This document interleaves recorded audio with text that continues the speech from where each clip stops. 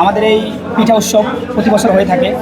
পিঠা উৎসবকে কেন্দ্র করে ঢাকা ৮ আসনের প্রার্থী ছিলেন 2 জন, মির্জা আব্বাস সাহেব এবং আমাদের ঢাকা 8 আসনের প্রার্থী নাসিরুদ্দিন পাটোয়ারি ভাই। আমরা দেখেছি ইতিপূর্বে যে যতবারই এখানে কোনো ফেস্টিভ্যাল প্রোগ্রাম আয়োজন করা হয়েছে একক আধিপত্য।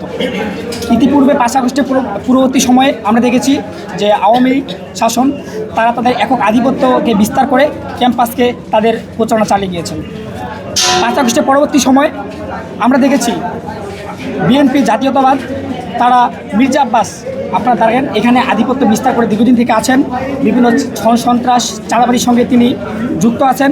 তার ছেলেপেলে যাদের ছাত্রত্ব নাই ক্যাম্পাসে, তারা আমাদের থেকে অনেক সিনিয়র।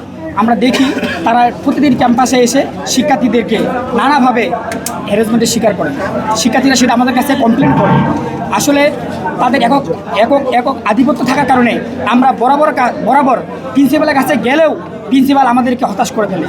কারণ এখানে আমরা দেখেছি ম্যানেজিং কমিটি যারা আছে তারা সম্পূর্ণ এই মির্জা আব্বাসের বিএনপি নেতাকর্মী, তারা তাদের মাধ্যমে নিয়োগপ্রাপ্ত হয়েছেন।